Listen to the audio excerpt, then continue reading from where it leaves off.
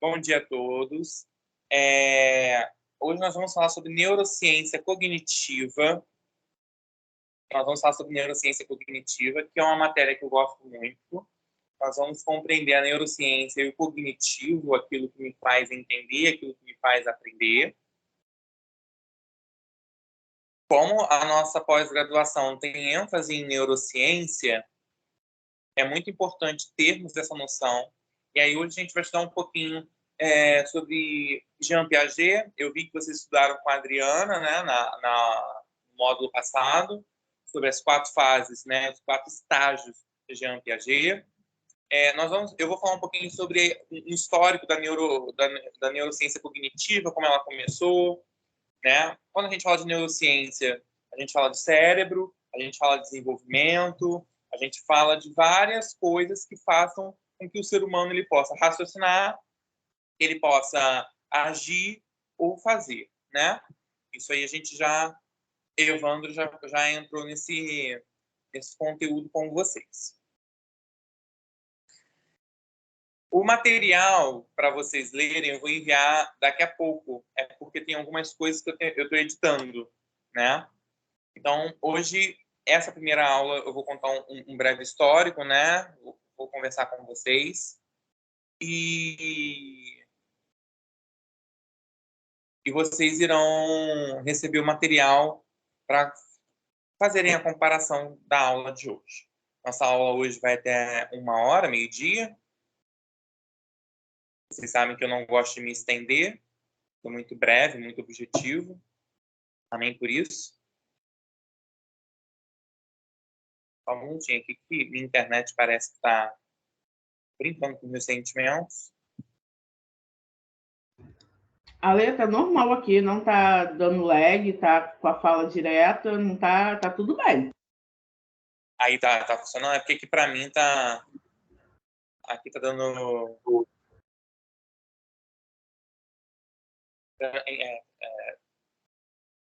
Ai, tá dando ruim. Não sei nem o que dizer. A neurociência moderna, ela está construída sobre o forte fundamento de descobertas individuais, né? Isso é um fato. E cada uma dessas descobertas desempenhou sua função ao revelar os mistérios do cérebro. Então, quando a gente fala de cérebro, quando a gente começa a estudar o início da neurociência, nós vamos ver alguns tabus da época. No século XVIII, né, XIX, no século XX, ele já é muito mais desenvolvido, né, principalmente na década de 90. Então, 80, 90, falar sobre neurociência já não é mais aquele tabu, né? No século XVIII, no século XIX, é um tabu porque ele é ligado a estudos científicos novos, né? Porque quando a gente fala assim, vamos estudar sobre o cérebro, nós temos uma tecnologia avançada que faz com que possamos entender o cérebro sem abrir uma cabeça. Se eu for pesquisar agora aqui no Google, neurociência, só eu colocar em neurociência e na parte de imagem, eu vou ter várias imagens de um cérebro. Ele colorido, a parte límbica dele, a parte neurológica. Então, hoje a gente tem uma tecnologia muito grande. No século XIX, no século XVIII, para eu entender a neurociência, obviamente eu tinha que fazer experimentos. E é o que acontece no início da neurociência cognitiva. No caso da neurociência, né? Estudar o cérebro. Por quê? As emoções como raiva, autoestima, felicidade, tristeza, era colocado como divindade espiritual. Eu vou orar para o Deus da alegria. Eu vou orar para o Deus da fartura. Eu vou orar para a deusa do amor. Então, tudo era colocado em deuses, né? Deusalismo, né? Se não me falha a memória, a palavra certa. Então, o que acontece?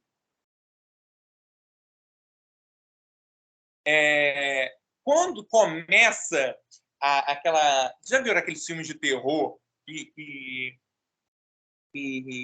quando tem cenas assim, você fica assim abismado, porque tem aquela carnificina, né? Aquela, meu Deus, o que é aquilo?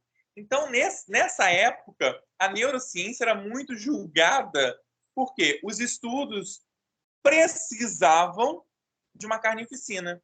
Então, nós vamos ver que um cientista, né, ele tem que fazer isso para descobrir. E graças a ele, claro, perdão, nós temos muitos estudos sobre a neurociência que foram comprovadas porque precisou dessa carnificina. Então, vamos lá. A neurociência é construída sobre um forte fundamento de descobertas individuais e cada uma dessas descobertas desempenhou sua função ao revelar o mistério do cérebro e, com este, prover nosso pensamento e comportamento. Então, o estudo da neurociência cognitiva, ele nos traz descobertas de desempenhos das funções do nosso cérebro, levando ao descobrimento dos pensamentos e comportamentos. A visão acerca do funcionamento do cérebro mudou nos últimos 100 anos e continua a mudar. No século XIX, entre 1810 e 1819, Joseph Gall, frenologista, acreditava que as saliências na superfície do crânio refletiam circunvoluções na superfície do cérebro e propôs que a propensão a certos traços de personalidade, como generosidade, timidez e destrutividade, podiam estar relacionadas às dimensões da cabeça. Então, Gall ele traz o seguinte para nós. Bom, eu não acredito que as divindades espirituais nos traga esses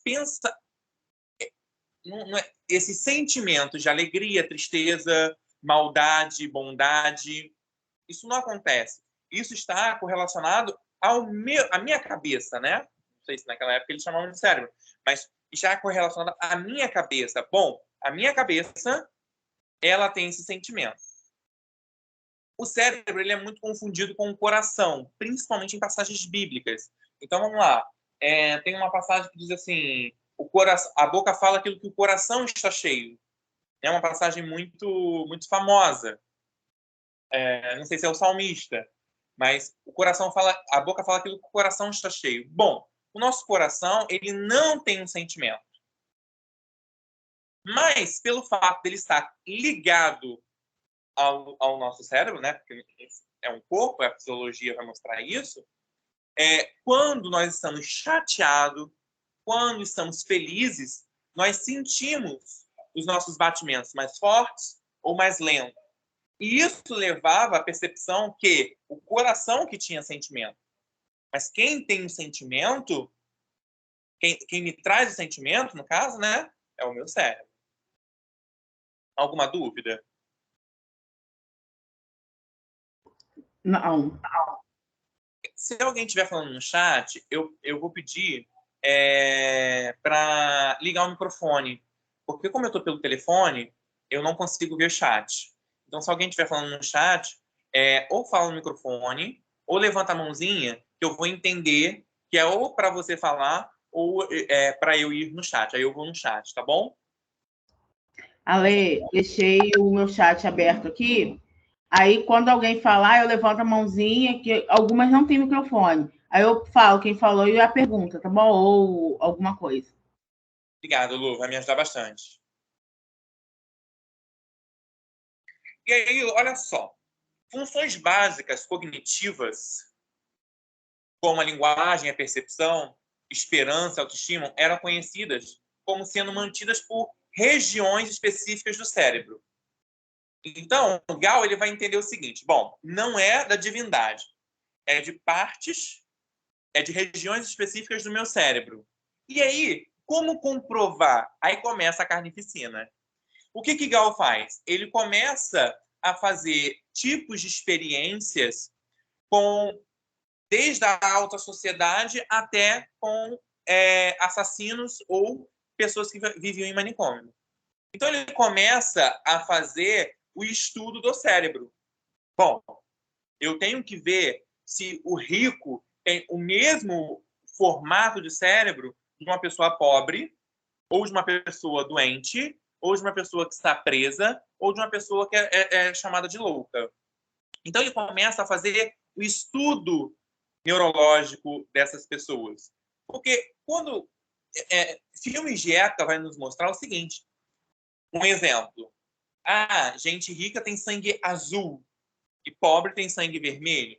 É uma metáfora, é uma fala errônea para demonstrar eu sou mais rico, você é mais pobre. E por que ele faz esse estudo? Porque ainda está coligado a esse tabu. Bom, eu vou estudar, eu tenho que ver se o rico ele tem neurônios a mais do que uma pessoa pobre, se o louco ele tem neurônios a mais do que um preso. Ou então, a capacidade de pensamento, de inteligência. O rico ele é mais inteligente que o pobre, por isso que ele é rico. Então, ele começa a fazer esses tipos de estudo, tá? Essa nova ciência, ela foi denominada de frenologia, tá? Então, Gall, ele constrói uma nova ciência. Depois é chamado de neurociência, mas o primeiro nome foi frenologia, tá? E aí, ele começa a correlacionar a estrutura da cabeça com os traços de personalidade das pessoas. Então, vamos lá. Eu tenho uma pessoa rica, pobre, louca, né? E uma pessoa que está presa. Será que as mesmas pessoas dessas classes sociais têm o mesmo comportamento? Então, começa o estudo neurocientífico da raça humana em relação àquilo. Então, ele pega pessoas de classes diferentes ou estado mental diferente e ele começa a fazer essas comparações, tá? Alguém tem alguma dúvida? Estou indo rápido demais? Não, Ale, até sobre isso, hoje eu percebo, né? Como você sabe, eu tenho minha sogra com esquizofrenia, e às vezes eu pensava assim, por que a mãe de outro amigo meu, que no caso, né, foi um padrinho de casamento, não tinha crises, como da minha sogra? Gente, o que tem? Que a outra nem parece esquizofrênica, a outra tem uma aquisição financeira muito melhor, vamos dizer assim, né? E aí eu falava com meu marido, como que no remédio não adianta, e na sua mãe, nela adianta, que na minha mente todos os esquizofrênicos tomavam os mesmos remédios, vamos botar assim, ou parecidos, entendeu? E aí eu falei assim, gente, e quando eu peguei Dona Fátima para cuidar mesmo, eu cheguei à conclusão que o que acontece não era só isso. Ela, sim, a mãe desse colega nosso, ela fazia o tratamento direitinho, porque ela morava com a mãe dela e a irmã, né? Porque ela era viúva, ela é viúva. E deu certo com o medicamento. Ela não dava crise, sabe? Era muito interessante. Eu ficava assim, gente, não pode, ela não é esquizofrênica. Enquanto minha sogra tirava tesourada, tirava essas coisas, como eu já te falei. Agredia os outros. E aí eu fui ao médico, conversei. Você sabe que esse ano eu comecei a tratar ela com o doutor Abdo também.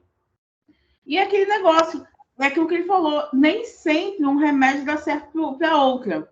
Né? Ela está no estágio que não adianta mais outros medicamentos, que a minha vontade era mudar para outros. Ela chegou até a usar, mas ela ficou bem pior e nunca mais melhorou, Alexandre. Então, foi uma coisa que o doutor Abda até falou, vamos deixar com que ela já toma, porque ela não vai ter melhora. E aí, o que aconteceu? A mãe desse colega nosso acabou o remédio.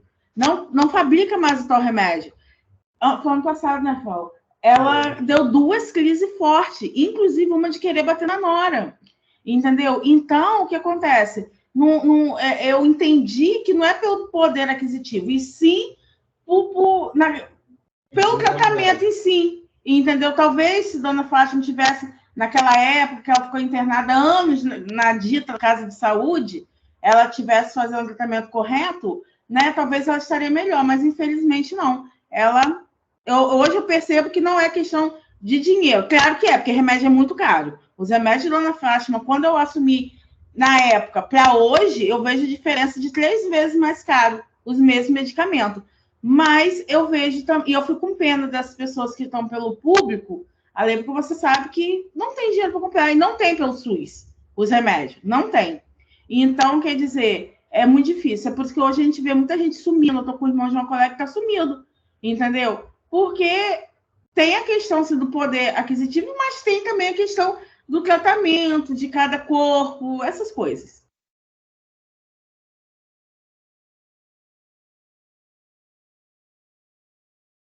Sim. E aí você percebe que, por exemplo, sua sogra tem um desenvolvimento cerebral diferente da amiga, da mãe da sua amiga. Mas a doença é a mesma, é como o Alzheimer, né? Tem pessoas que têm o Alzheimer, e o Alzheimer afeta as memórias do passado, a pessoa não lembra mais do passado, e tem pessoas que o Alzheimer afeta o presente. Elas não lembram do presente, só lembram do passado. E aí, Gal, ele tem um estudo seguinte. Bom, conforme as pessoas elas estão tendo um desenvolvimento cerebral, o cérebro vai crescendo, a massa vai crescendo. Eu acho que ele tem esse pensamento porque cada um tem um tamanho do crânio diferente do outro, né? Tem gente que tem um crânio mais assim, tem gente que tem um crânio mais na horizontal, na vertical, mais achatado, mais largo. Mas a massa cerebral, ela não cresce mais. Ela é daquele tamanho e acabou. Claro, ela tem uma forma de desenvolvimento até uma certa idade. Depois daquela idade, acabou. É o mesmo tamanho para todo mundo. O que vai fazer com que você seja mais inteligente ou não é o uso da massa neurológica, né? E aí a gente vai lembrar de Einstein. Einstein, ele usou um pouco mais da massa dele do que a maioria da humanidade. E ele foi considerado um dos homens mais inteligentes do mundo. Mas por conta disso, porque ele usou a massa. Eu vi um vídeo... Não, eu vi uma postagem, não sei se foi no Facebook ou no Instagram, assim, como desenvolver a percepção cerebral. Leia 2 livros ao mesmo tempo. Eu falei, cara, particularmente tenho TDAH. Eu lendo um livro já fico totalmente perdido. Quem me conhece sabe. Eu faço tudo ao mesmo tempo, fico perdido. No final, consigo me achar, mas eu fico assim, doido. Como eu vou conseguir ler 2 livros ao mesmo tempo? E aí o estudo vai comprovar que você consegue. E você tem uma percepção maior da história.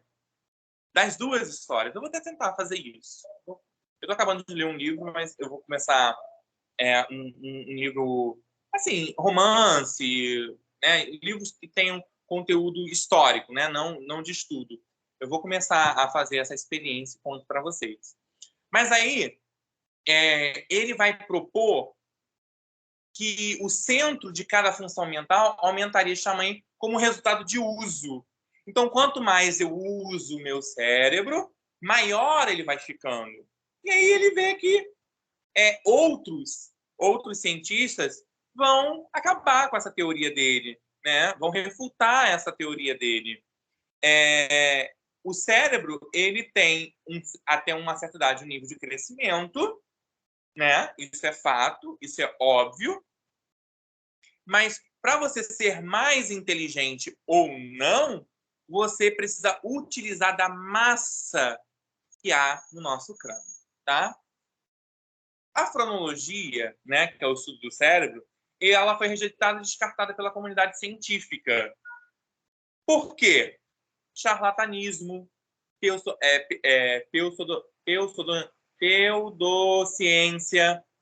Então, começou a igreja querer refutar. Bom, como assim não é Deus que me traz o sentido de alegria? É como aquela história de Galileu Galilei, né? Como assim não é o Sol que gira em torno da Terra, né? Nós somos prepotentes, nós somos os grandiosos. O Sol que tem que girar para nós, não nós para ele. Então, a igreja ela começa a boicotar. Boicotar. Não, é Deus, não é Deus. Porque a ciência começa a trazer clareza em nossas vidas. E não é que a ciência está refutando a teoria que Deus existe ou não. Não é isso. É o fato que Deus, né, supremo, um ser supremo, nos deu capacidade neurológica para poder pensarmos.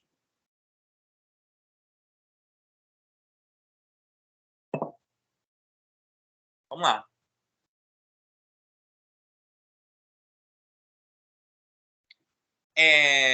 Tendo, portanto, uma importância histórica, né? A frenologia, ela tinha uma importância histórica, porque aí a gente começou a entender o cérebro, a gente descobriu o que está aqui, né? A importância disso aqui. Sendo suplantada pelos campos. Aí começou psicologia e neurociência. A frenologia abriu as portas para a psicologia, o estudo dos sentimentos, né? Antes não existia. Era Deus que dava depressão, Deus que dava tristeza, a espiritualidade, os deuses e tudo mais. Se eu quisesse melhorar, eu tinha que fazer isso, aquilo outro, né? Começou esse questionamento. E aí, com a frenologia, muitas portas se abriram. E aí começou o campo de estudo na psicologia e na neurociência. Então, assim, podemos dizer que a frenologia desempenhou um papel relevante, ainda que equivocado. Pelo estudo de Gall, ele estava equivocado. Não, o cérebro ele não aumenta conforme você vai estudando. Não é isso. Mas ele nos trouxe... Bom, gente, vamos lá.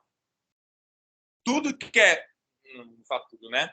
Mas a maioria dos erros científicos nos trouxe luz. Literalmente, por conta de um erro, olha a luz aí. Então, a frenologia, ela veio apresentar uma teoria que não existe, mas ela abriu a porta para outros campos de desenvolvimento, que são comprovados, que aí vem a psicologia e a neurociência.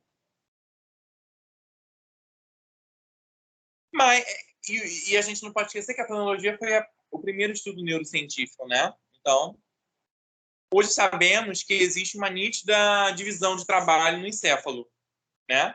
Cada parte do nosso cérebro, ele é responsável por um desenvolvimento dentro do nosso corpo. E ela é bem distinta, né? Cada parte é bem distinta. E aí, começa os estudos dentro dessa parte distinta. Como chega a isso, né?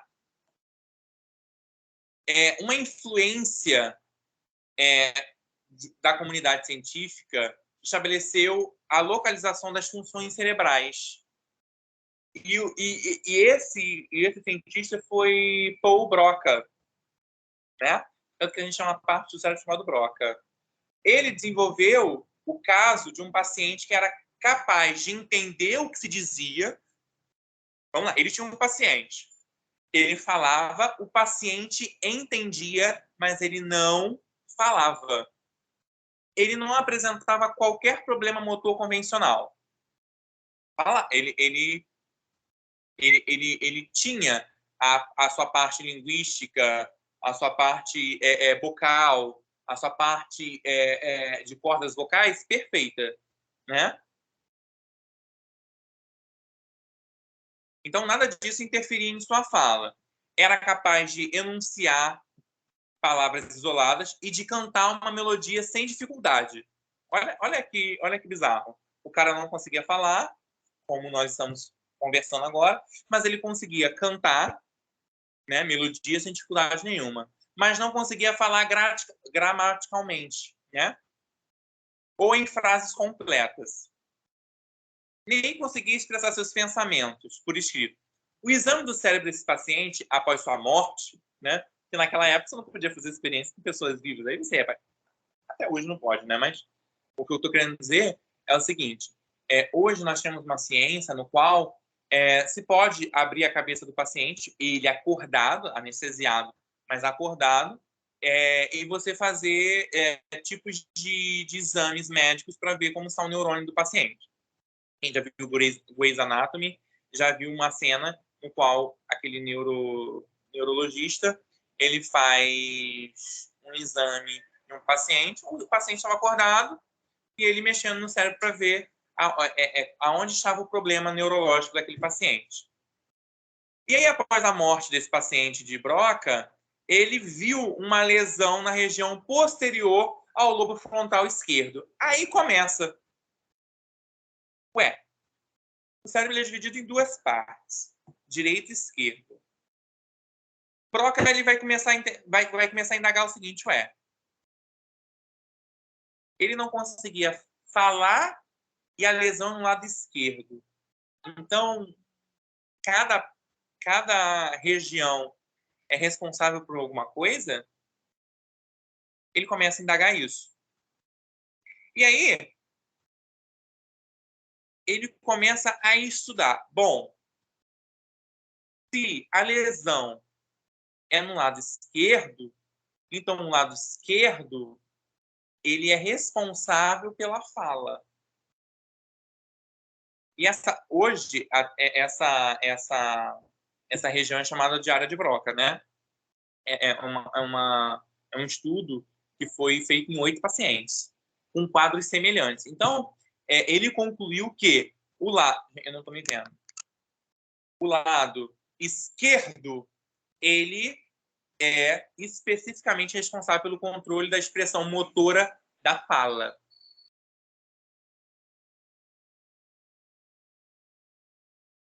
Alguém tem uma dúvida?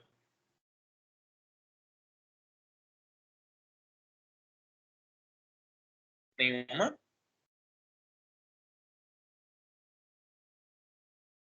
Só um minutinho aqui, gente.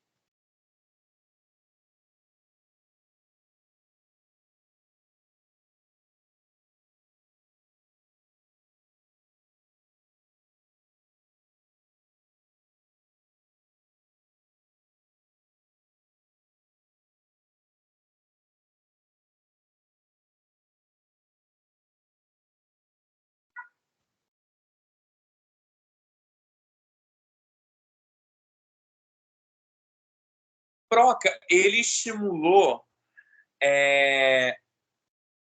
a busca dos locais corticais de outras funções. Então, ele não ficou só voltado aquilo intrigou ele, até me intrigaria. Bom, aquele paciente ele tem um problema. Aqueles pacientes, né, foram 8. Esses pacientes eles têm um problema. E ele é específico no lado esquerdo, né, no lobo frontal esquerdo. Então, o cérebro ele tem os seus lobos, né, o direito e o esquerdo. Dentro do direito e esquerdo, ele tem as suas partes que são responsáveis. Calma aí. Então, eu vou aumentar o meu estudo, né, na neurociência. E aí, em 1870, na década de 70 do século XIX, o Fritz, né, o Gustavo Fritz, e o Edward, que é um psiquiatra, eles eletrizaram a comunidade científica com uma descoberta. E que descoberta é essa? Que o cérebro tem determinadas regiões e essas regiões são responsáveis. E como eles descobriram isso? Em um cão. Então, a região, a estimulação elétrica em determinadas regiões do cérebro de um cão produzia movimentos característicos dos membros, né? Uma maldade, gente. Agora eu pensei aqui agora. Nossa, maldade. Mas esse estudo, como por ser um animal irracional, né? Assim, não era um ser humano, não era crime fazer isso com um animal. Então eles fizeram essa descoberta no cérebro de um cachorro, de um cão, de um animal. E aí eles perceberam que com essa estimulação elétrica, literalmente elétrica, o nosso cérebro ele tinha movimentos característicos em determinados membros. E aí essa descoberta levou os neurologistas, né, os neuroanatomistas, a uma análise mais detalhada do córtex cerebral e sua organização celular. Então, essa descoberta de Edward e Fritz né, Gustavo Fritz, fez com que os neuroanatomistas... Bom, se o cérebro de um animal irracional, que não pensa, ele tem esses tipos de movimentos característicos neurológicos, por que o ser humano também não tem? Por que o ser humano não vai ter? Fazer estudos em cadáveres mortos não iria adiantar, porque mesmo que você dê uma carga elétrica nas regiões, o corpo está morto. Ele não vai ter reações, né? Então, como é? Se de um animal que é irracional tem, o ser humano também tem.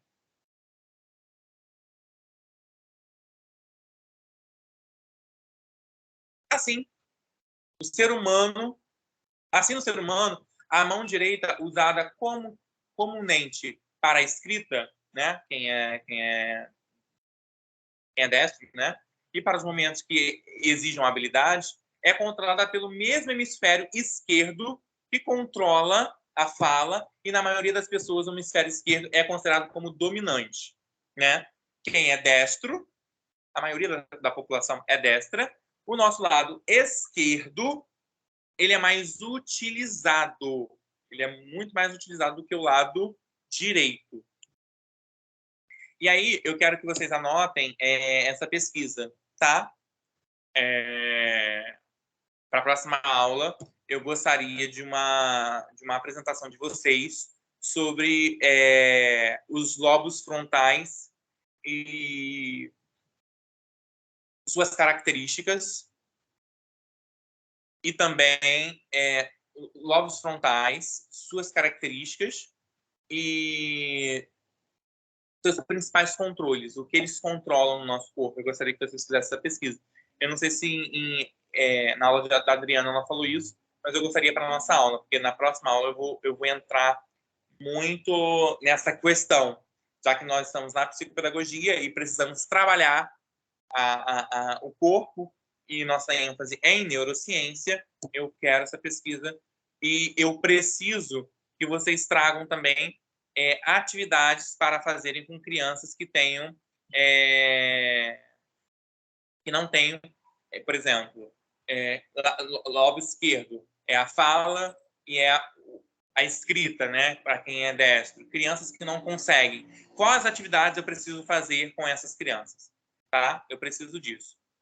Você pode fazer uma tanto para crianças que tiveram um derrame cerebral, crianças que têm microcefalia e tiveram afeto neurológico. Eu preciso disso, tá bom? Preciso que vocês preparem uma aula, uma atividade. Eu vou mandar no grupo o e-mail para qual vocês precisam enviar, que é do Instituto. E eu preciso, para isso, essa aula vocês vão mandar para mim por e-mail. A pesquisa nós vamos falar aqui em aula no dia... Hoje é 11/25.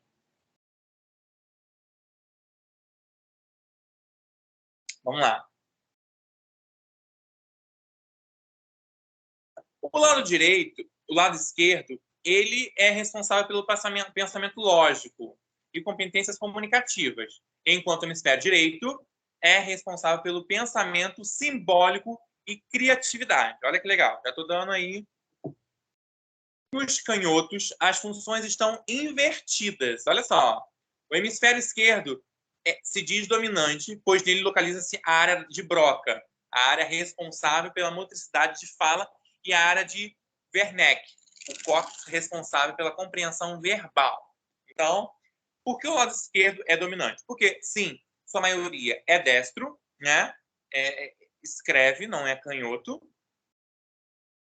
No esquerdo, até quem é canhoto, ele é dominante porque ele está responsável pela fala e pela compreensão, tá? E pela compreensão verbal e pela motricidade. Então, acho que é isso, né? Eu mesmo me perco na minha própria explicação. Alguém tem alguma dúvida?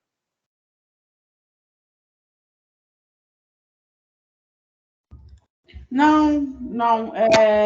Sobre essa questão de direito e esquerdo, né? eu sei lá, acho que tinha 6 anos, eu descobri que eu era ambidestra, né? Eu escrevo, faço as coisas com as 2 mãos, né? E assim, como a minha família é da roça, não entendia muito, achava que isso era coisa do outro mundo, né? Ou você era direita, ou você era canhoto. E destra, né? Ou canhota. Então, quer dizer, fica, meu Deus, mas como que você consegue? Eu sei lá, gente. Eu fui adquirindo habilidade. E eu escrevo com as 2 mãos.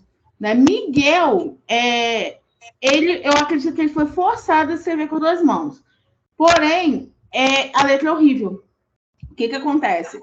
Ele era canhoto, aí a professora do Jardim 1 falou com ele que canhoto era feio, que ele tinha que escrever com a mão direita.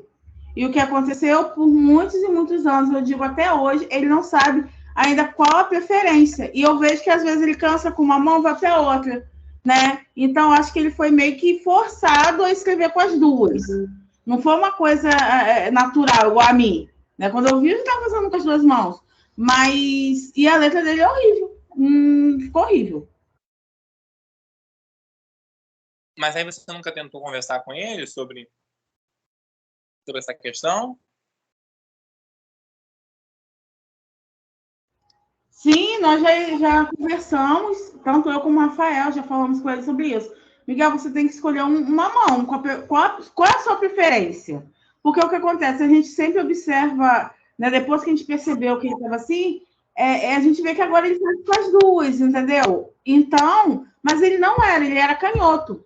Né? Até meu irmão, que começou a ensinar ele a tocar violão, ele já falou com ele, cara, você tem que decidir qual mão você vai tocar. Porque se você não decidir qual mão você vai tocar o violão, vai ser difícil. Aí, assim, a gente está trabalhando isso nele, porque foi assim, quando eu descobri que, por acaso, eu passei em frente à sala e a professora falou, não pode, porque eu acho que ela quis jogar alguma coisa, que também tem esse lance, né, de espiritualidade. Quem é canhoto tem alguma coisa, entendeu? Sempre tem tudo, mas me dá um ódio muito grande. Eu sou evangélica, mas, cara, esse povo me envergonha. E aí ela falou, não, você não pode ser, entendeu? Canhoto, ainda mais que sua mãe é evangélica. Você é evangélico, Miguel. Isso é uma criança de... Miguel tinha o quê, Rafael? Uns 2 anos? Uns 2 anos. Então, então, quer dizer, foi uma coisa assim... E aquilo deixou ele assim, sem saber. E a gente tentou trabalhar. Eu logo tirei da escola, porque eu vi que seria outra coisa também, a questão da fralda. Eu já tinha desfraldado o menino, ela voltou a botar a fralda no menino, né? Então, eu falei que vou tirar Miguel da escola, porque tá retrocedendo o menino, né? Coitado do Miguel só leva. Ué, só Jesus. Aí eu sei que hoje ele tá assim, né? Nós voltamos com a caligrafia esse ano, que a letra tá o O do Borogodó, né? Mas a gente conversa sempre, eu e o Rafael, a gente conversa com ele, filho, decide qual mão você gosta mais para você esmerar a sua letra. Apesar do que eu sei que a hora que ele puder escrever com caixa alta, ele vai escrever. Tipo assim, vai ser uma libertação para ele essa questão de cursiva. Né? Que uma hora ele vai poder ter a liberdade dele de escrever o jeito que ele quiser. No momento, ele ainda é obrigado a escrever na cursiva. Até a Adriana está falando na última aula que a caixa alta é muito mais fácil do que a cursiva, né? Mas a gente tenta incentivar, como você sabe. Eu estou tendo um aluno ouvinte hoje, é isso? Rafael está aqui do lado, porque geralmente eu fico no quarto, né, de Guel? Porque o quarto de Guel é muito mais silencioso, que é o último quarto, é nos fundos. Mas eu vim para a sala porque a internet está ruim. Aí ele tá aqui, sentado aqui, do lado. Aí já sabe, né? Agora fala, né? Eu pergunto a ele se ele gosta. Você sabe que eu falei com ele, Rafael, se você pudesse, tinha que fazer após. Porque é uma coisa assim que hoje eu vejo muita coisa. Tanto que o Rafael agora tá começando, né? Já está na fase dos exames, já terminou. E na próxima consulta do Dr. Abdo vai ver o que acontece. Que não para novidade. Rafael talvez também tenha TDAH, só que nós vamos descobrir que tipo é o dele, né? Então, o que acontece? Tá indo doutor Abdo também. Rafael falou, você precisa de um que todo mundo se encaminha para o doutor Abdo, né? Doutor Abdo. Então, o que acontece? A gente, e eu falei com ele, Rafael, tem muita coisa depois dessas aulas que eu comecei a ver claramente as coisas, entendeu? Coisas que eu tinha percebido, mas eu não entendi. Hoje eu entendo, hoje eu percebo, vejo, e é isso. Isso é bom. Esse desenvolvimento de Miguel, assim, eu sempre quis escrever com as duas mãos, né? Eu não tenho essa... Meu lado esquerdo, ele é muito preguiçoso, né? E engraçado. Na parte neurológica, o meu lado esquerdo, ele é mais pesado, ele é mais cansado, né? E o meu lado direito é super, vambora, é festa. Mas na parte da escrita, o meu lado esquerdo, eu tenho muito mais dificuldade do que o lado direito. Eu uso mais o braço direito do que o braço esquerdo, ainda mais depois da queda que eu tive em cima do meu braço esquerdo.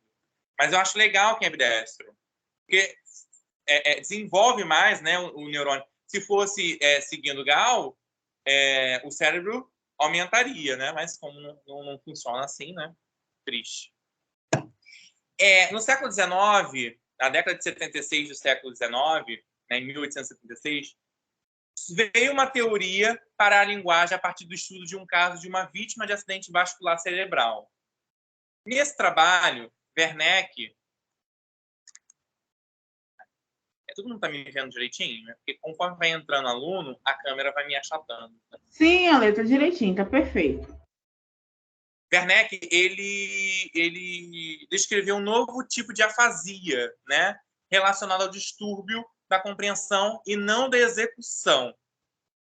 Enquanto os pacientes de Broca podiam entender, mas não conseguiam falar, os de Wernicke podiam falar, mas não compreendiam a fala. Já que o paciente dizia, não fazia sentido nem para ele mesmo. E aí começa aquela questão dentro dos manicômios, né? Bom, como o meu paciente fala e ele não entende a fala dele, né, Wernicke, e Broca, os meus, eles não falam, mas compreendem. Não tendo nenhuma lesão na fala, né?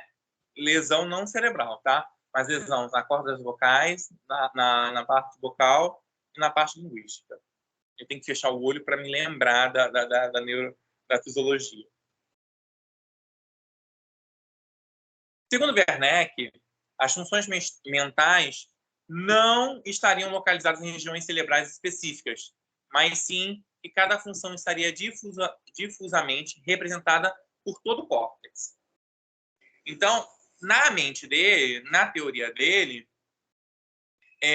não tem áreas específicas neurológicas, e sim que a função toda está dentro do córtex. O cérebro é responsável por tudo. Baseado em seus achados e nos resultados de Broca e Fritz, Ritz e Wernicke propôs que apenas as funções mentais mais básicas, as relacionadas com as atividades perceptivas e motoras simples, estariam localizadas em áreas corticais únicas e que suas funções intelectuais mais complexas resultariam das interconexões entre várias regiões funcionais.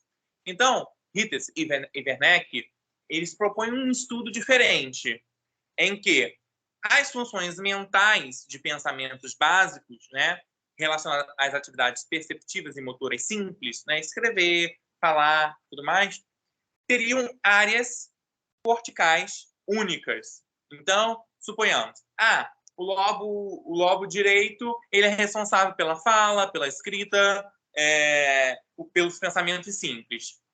Já a outra parte, já o restante do cérebro, ele é responsável por tudo. E a gente sabe que não é.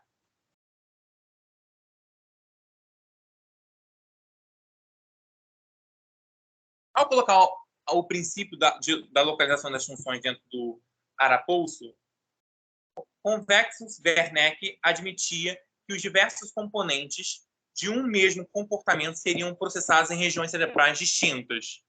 Wernicke formulou assim: a primeira evidência para a ideia de processamento de distúrbio, que é atualmente a ideia central para... Me perdi aqui. Ao colocar o princípio da localização das funções dentro do arcabouço, Wernicke admitia que os diversos componentes de um mesmo comportamento, então, tudo que eu faço dentro de um comportamento, seriam processados em regiões cerebrais distintas. Ele formulou, assim, a primeira evidência para a ideia de processamento distribuído, que é atualmente a ideia central para a nossa compreensão do funcionamento cerebral.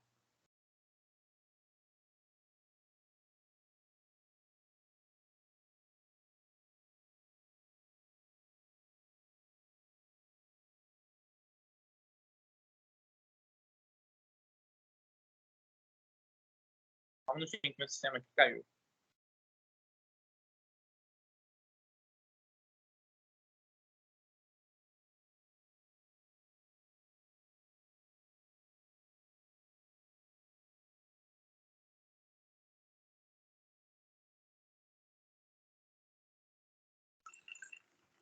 Aí a gente entra naquele contexto do seguinte.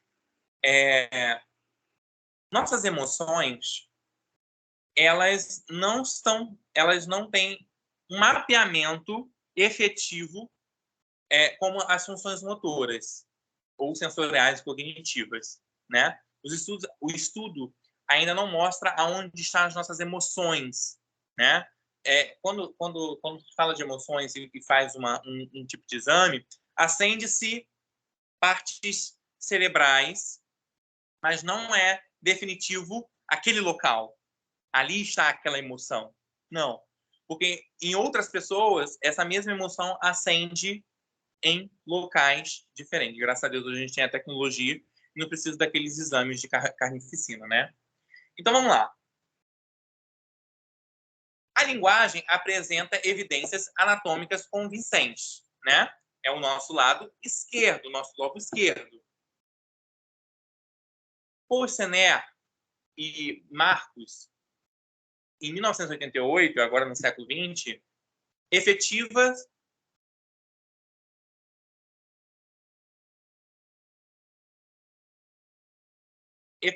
a teoria que a personalidade são também automaticamente definitivas.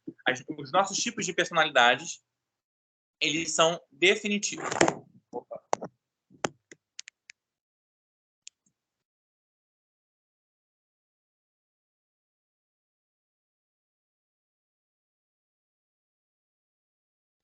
Perdão, gente.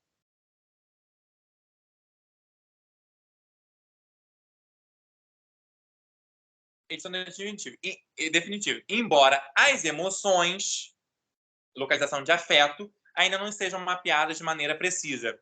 As funções motoras, sensoriais, cognitivas, foi demonstrado de maneira contundente. Então, esses estudos eles foram fechados. Alguém está tendo alguma dúvida? Esse início ele é bem complexozinho. A grande revolução na compreensão sobre o sistema nervoso ele ocorreu no final do século XIX, né? Foi Camilo Golgi e Santiago Ramon. Eles fizeram descrições bem detalhadas das células nervosas. Golgi ele desenvolveu uma maneira de corar os neurônios com sais de prata, né? Foi o que eu acabei de falar agora. Tem exames que nós fazemos, né? Que quando temos sentimentos, esses sais, né, dentro do exame, ele faz com que apareça em nosso cérebro aquela parte do sentimento. Perdão, sentimento não. A parte da onde aquilo está sendo... Como eu posso dizer para vocês? Lá na ponta da língua. Esse experimento, ele foi muito importante, ele é muito importante, porque conforme nós estamos sendo...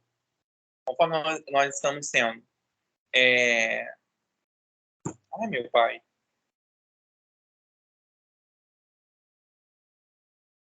Estimulados, nesse exame mostra, ele acende, né, no nosso cérebro, as regiões onde estão sendo estimulados. Por exemplo, se estou mexendo com o braço direito, vai aparecer no exame aceso, do meu lado esquerdo, aquele ponto específico do meu braço, né, onde eu estou sendo estimulado no braço. Visualizando no microscópio sua estrutura. Um corpo celular e ramificações de um lado e um axo em forma de cabo do outro. Um autor muito conhecido, Cajal, ele conseguiu corar os neurônios separadamente, usando técnicas de Golgi. Então, uma experiência fez com outra e foi se atualizando a nossa tecnologia, né? E aí, Cajal, ele primeiro identifica não somente a natureza unitária dos neurônios, mas também a transmissão de informação elétrica em uma única direção dos dendritos para a extremidade do axônio. No início do século XX, na Alemanha, uma nova escola de localização cortical, liderada pelo anatomista Brodmann, buscou diferenciar as diversas áreas funcionais do córtex cerebral, com base nas diferenciações das estruturas celulares e na organização característica dessas células em camadas, né? E aí começou a usar um método citoarquitetônico. E aí ele distinguiu 52 áreas funcionais distintas no toque cerebral humano. Então, lá, quando a gente fala sobre o início, né, da neurociência,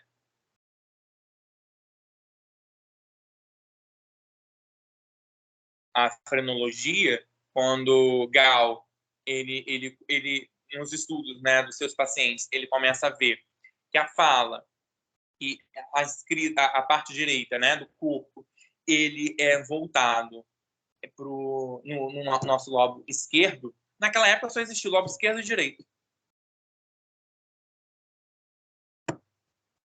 Lobo esquerdo e direito. Com o avanço, né, Gall, ele fez uma pesquisa errônea, né, uma teoria errônea que depois foi refutada, né?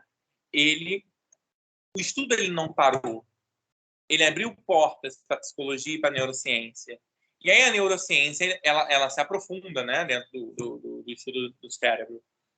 Outros autores eles começam a ver o desenvolvimento cerebral. Quando chega aqui em Brodmann, ele vai ver o seguinte: opa, nosso cérebro tem 52 áreas que funcionam distintas. São 52 áreas. Calma aí. E aí, subsequentemente, foi descoberto que muitas, porém não todas as áreas, identificam áreas funcionalmente distintas de referência, né? Mas se descobre 52 áreas. Nosso cérebro tem 52 áreas. Então, não é mais só o lado direito e esquerdo. É o lado direito e esquerdo que tem, dentro dos seus lobos, tipos diferentes de funcionamento responsável por uma área. Tem uma área que é voltada só para o intestino, uma área que é voltada só para o sistema reprodutor, sistema imunológico, sistema digestivo, sistema... Cada área é responsável por algo dentro do nosso corpo. Não é mais só o lado direito e esquerdo só, mas sim um lado direito e esquerdo que promovem 52 áreas. Cara, o estudo do cérebro ele é muito intrigante. E outra, amanhã pode se descobrir 150 áreas que a gente tem e a gente não sabe. O nosso cérebro ele é muito bem desenvolvido. Ele tem uma força neurológica muito grande. Eu acho isso muito legal. Alguma dúvida? Por enquanto não, Ale.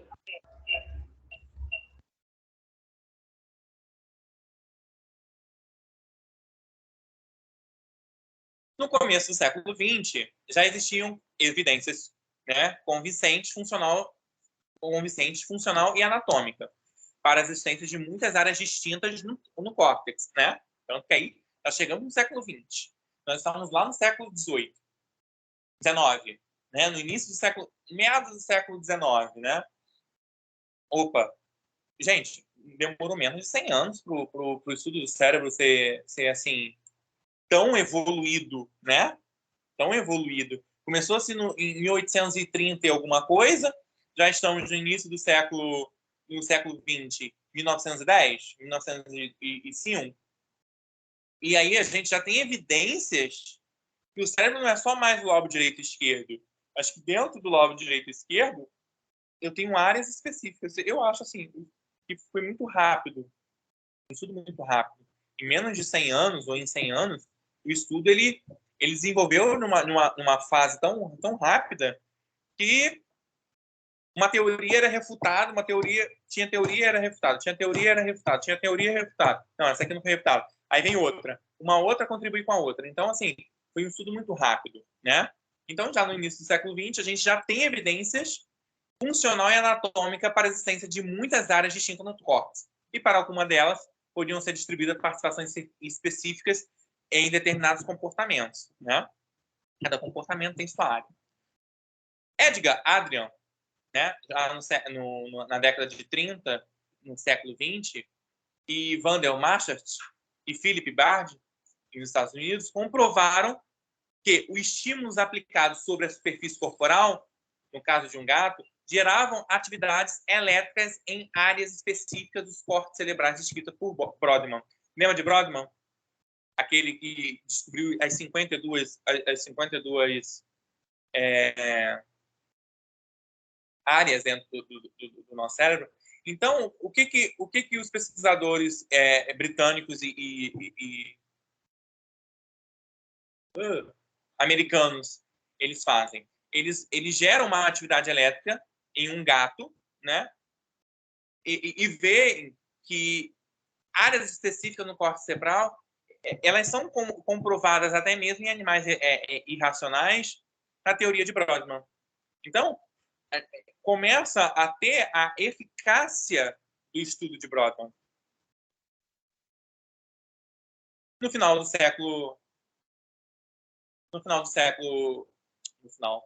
da década de 50, foi pesquisados pequenos eletrodos para estimar o córtex cerebral de pacientes que em neurocirurgia estavam despertos e assim conseguiu confirmar as áreas descritas por Broca e Wernicke, né? Broca foi aquele que descobriu a parte esquerda e Wernicke é aquele que diz que o lado direito também tem seus desenvolvimentos, né?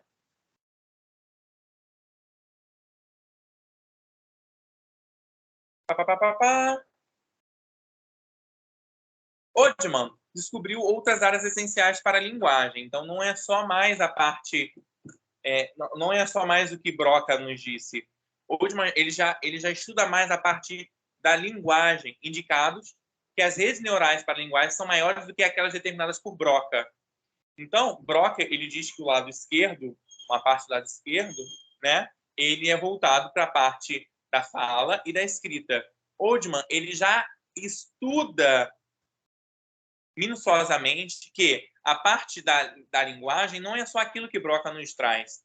Ele é muito mais amplo do que Broca e Wernicke eles mostram. Mas aí a gente já está falando de algo de 1950, né? Não mais de 1800 e alguma coisa. A tecnologia já estava muito mais avançada. E com isso a neurociência ela continua a revelar surpresa para nós, né? A complexidade e a especialização do córtex cerebral.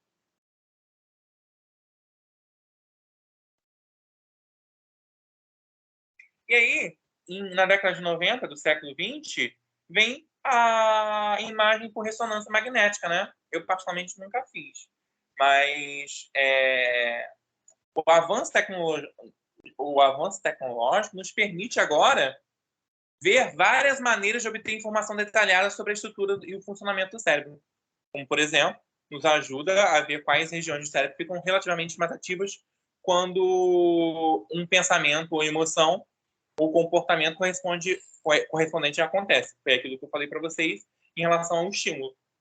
A imagem por ressonância magnética, se eu sou estimulado por um lado, no exame vai sair qual é a área que está mais sendo estimulada. Eu acho isso maravilhoso. E o legal é que, como eu falei para vocês, né, em 100 e poucos anos, né? Por que o legal? Porque, por exemplo, olha quanto tempo a energia elétrica demorou a ser descoberta, né? E quando veio, demorou mais um pouquinho. E o estudo do cérebro ele foi muito rápido, 100 e poucos anos, né? Para chegar até hoje, o que nós temos, hoje, dia 11/3/2023, século XXI, a gente tem uma teoria. Amanhã já pode existir outra.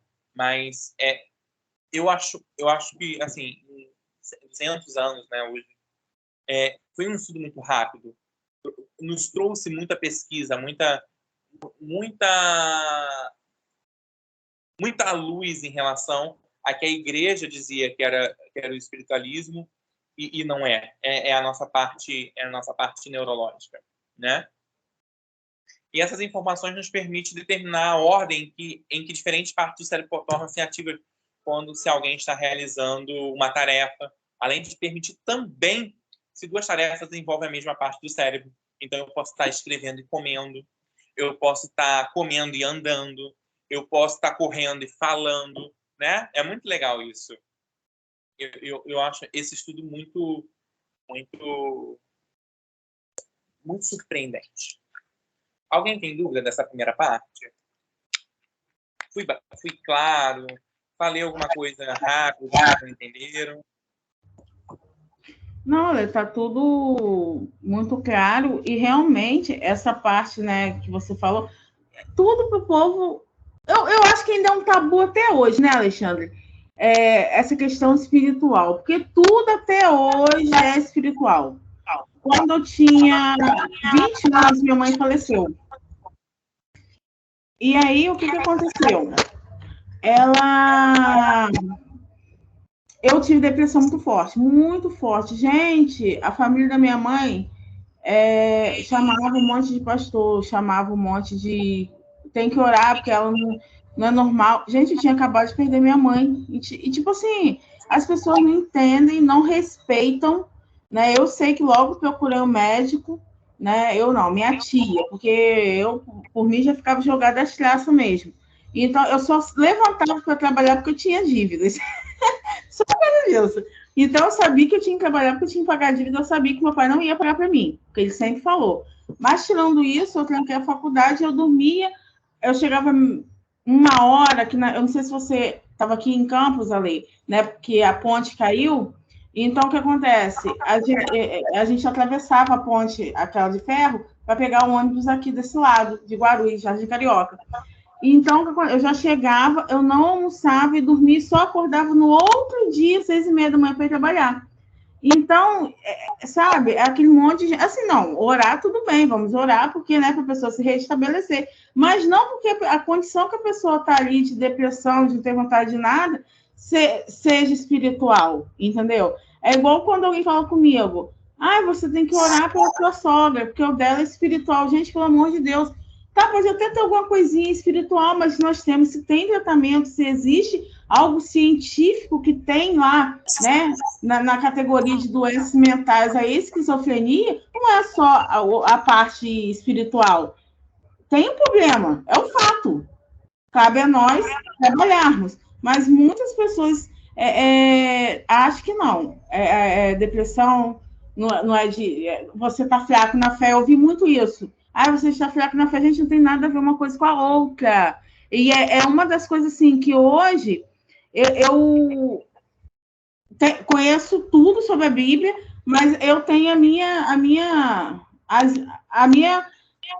ideia, o meu ideal. Eu sei que o único que eu tenho mesmo que adorar é Deus e acabou, e não os homens. Então, quando alguém vai falar alguma coisa comigo, eu logo já dou um fora mesmo, porque eu sou dessas, você sabe muito bem como eu sou.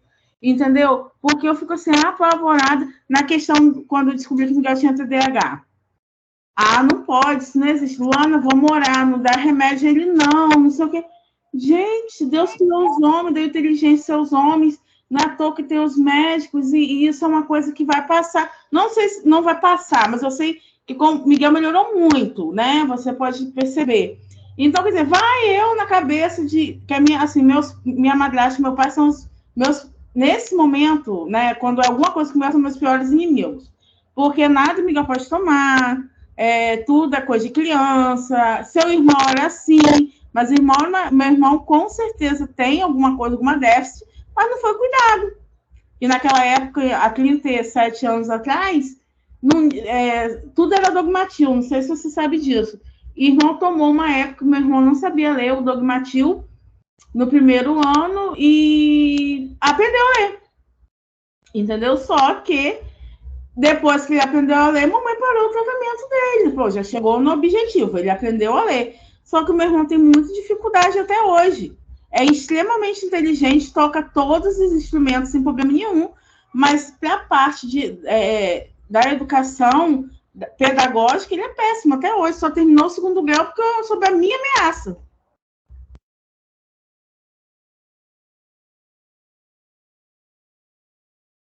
Mas essa influência religiosa, ela prejudicou muito os estudos, né?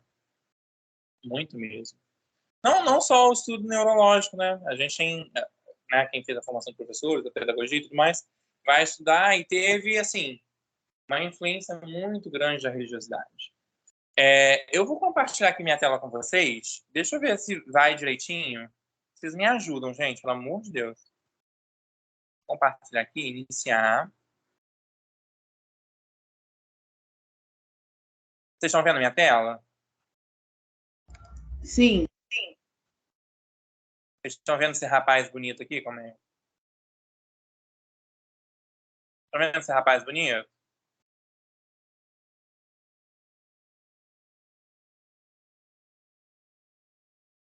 Deixa eu ver se agora vai.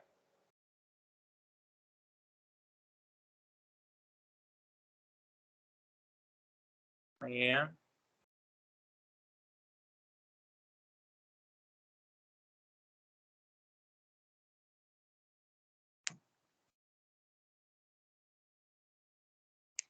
Minha gente. E vai. Eu creio que vai. Tá indo para vocês?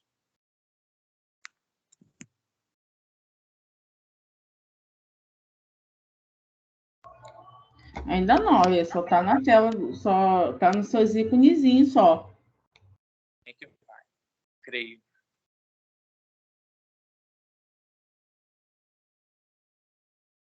Deixa eu entrar pelo computador aqui. Só, vocês me dão só. Deixa eu parar de compartilhar aqui.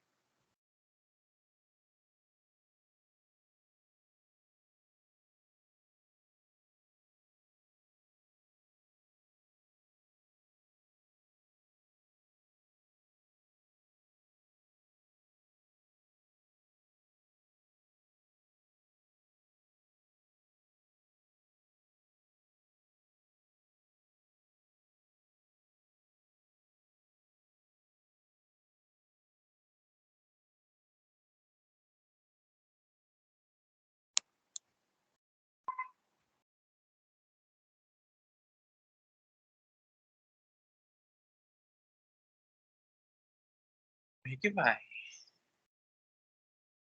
Desligar aqui o microfone. Não dar interferência.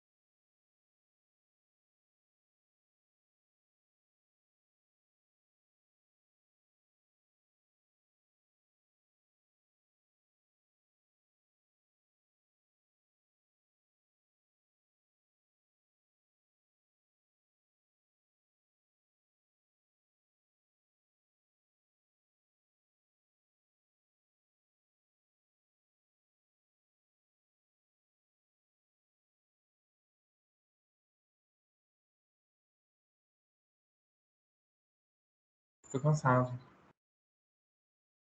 Ah, depois que eu dou um soco nele, ele volta. Oi, gente.